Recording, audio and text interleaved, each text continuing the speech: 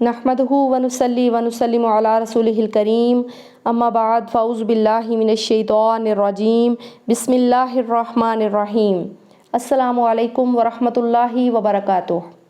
اقرا الاسلام میں خوش آمدید۔ آج کا ہمارا سوال ہے جھاڑ پھونک کے بارے میں اسلام کا کیا حکم ہے؟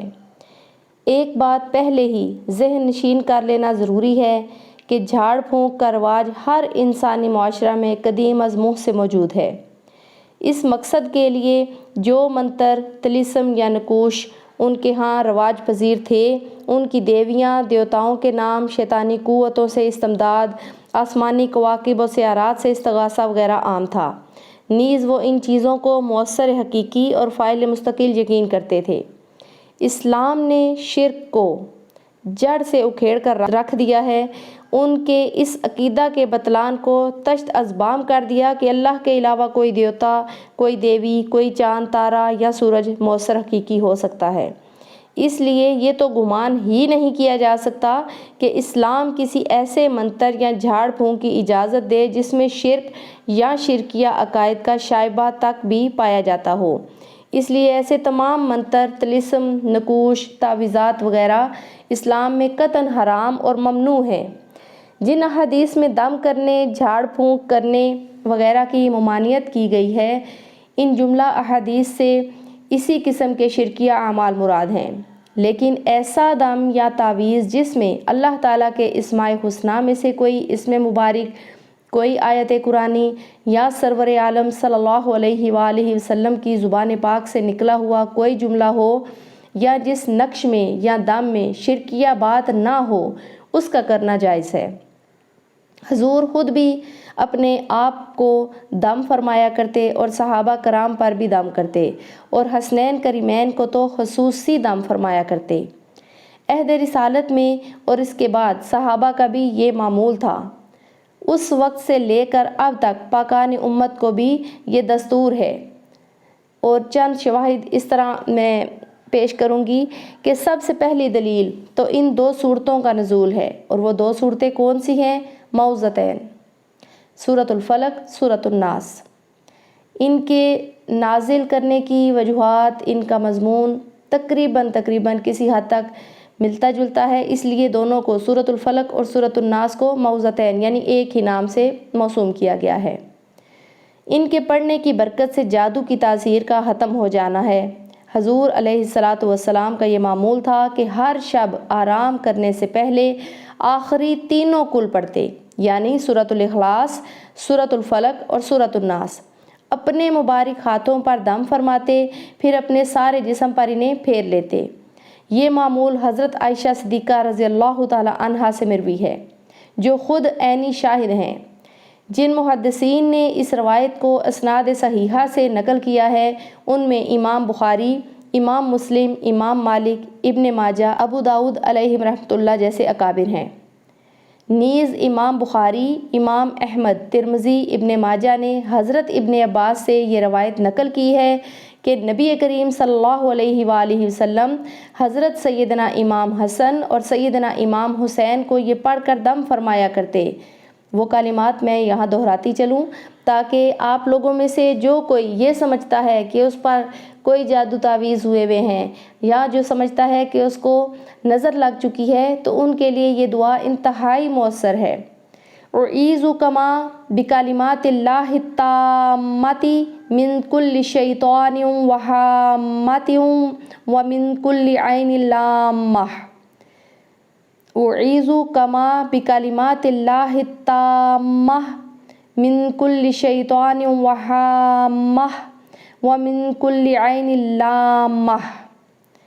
حضرت عثمان بن ابی العاص ثقفی نے ایک روز عرض کیا، یا رسول اللہ صلی اللہ علیہ وآلہ وسلم، جب سے مسلمان ہوا ہوں مجھے شدید درد ہوتا ہے، یوں معلوم ہوتا ہے کہ یہ جان لیوا ثابت ہوگا۔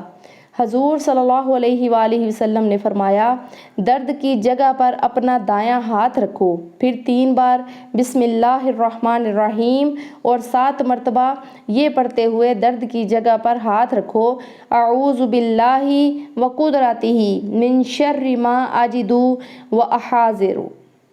مسند امام احمد اور طحاوی میں طلق بن علی کی روایت ہے کہ مجھے رسول اللہ صلی اللہ علیہ وآلہ وسلم کی موجودگی میں بچھو نے ڈنگ مارا۔ حضور صلی اللہ علیہ وآلہ وسلم نے مجھے دم فرمایا اور دست مبارک پھیرا۔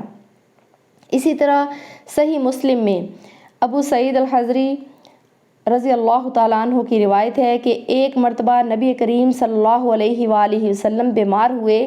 عیادت کے لیے جبرائیل امین حاضر ہوئے۔ پوچھا، جان عالم کیا آپ بیمار ہو گئے؟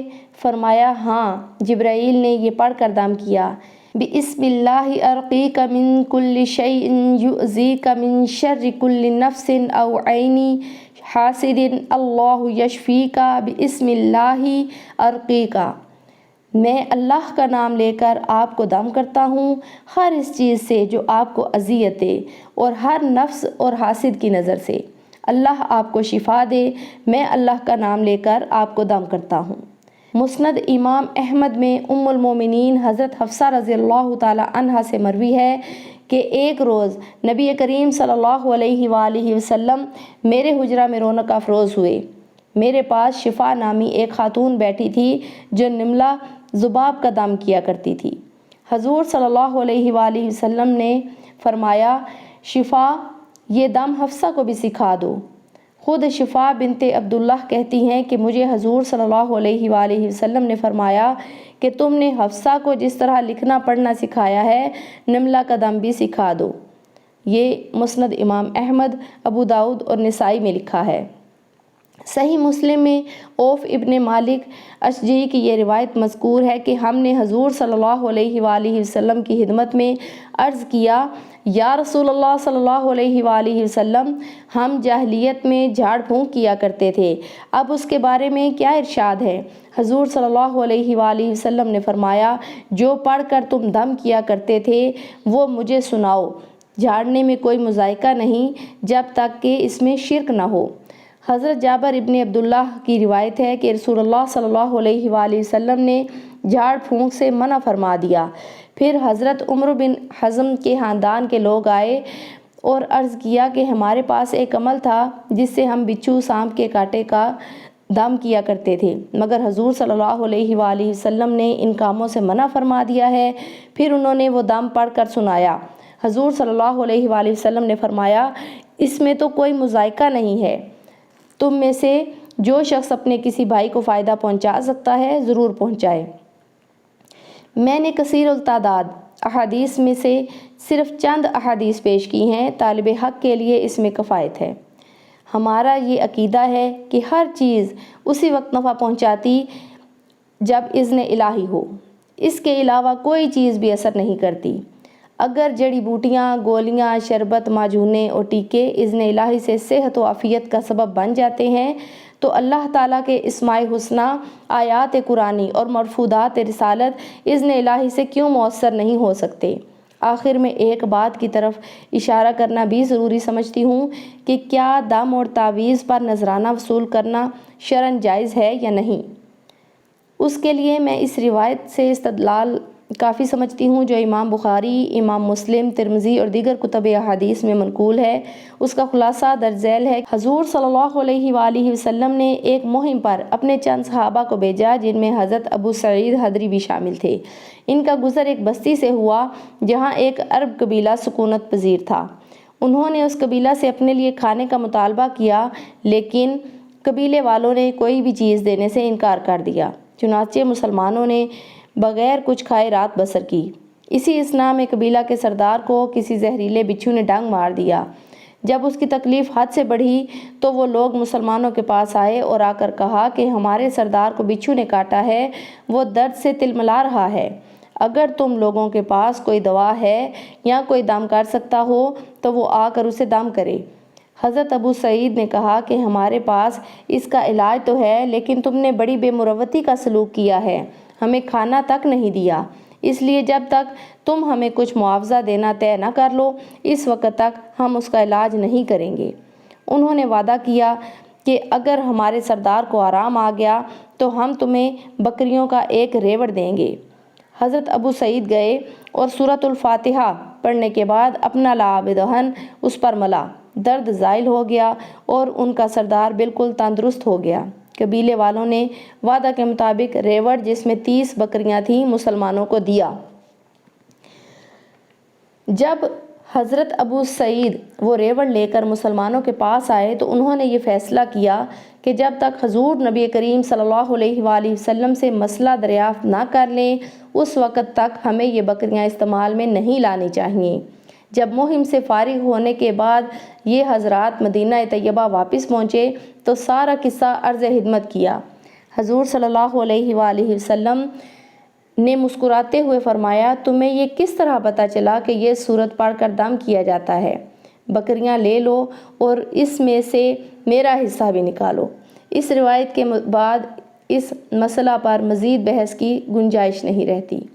اللہ رب العزت ہمیں نیک اعمال کرنے کی، برائیوں سے بچنے کی اور ہدایت یافتہ لوگوں میں شامل ہونے کی توفیق عطا فرمائے، اور اللہ رب العزت اپنے کلام پاک کے فضائل و برکات ہمیں سمیٹنے کی توفیق عطا فرمائے۔